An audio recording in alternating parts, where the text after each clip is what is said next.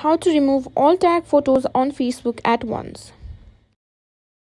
In today's video, I'll be showing you how to quickly remove all tagged photos from your Facebook account at once. If you've been tagged in photos you no longer want to be associated with, this guide is for you, so let's jump right in. First things first, you can simply open your Facebook app or go to your web browser and open your facebook.com. Simply make sure you're logged into your account. Now simply tap on your profile. From here you can simply go to settings and find activity center, but you can also go to a shortcut. Simply go back to your profile page and at the bottom you can see the three dots next to edit profile. From there simply click on review post and tag and tap on it. Here you can find all the tagged photos that you have been tagged on.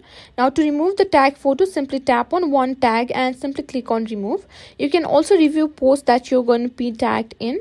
Simply click on settings and simply click on turn on to review posts before it appears in your profile. And you can also review tags on all your posts. Simply turn it on to make sure you get to know whether you want to be tagged or not.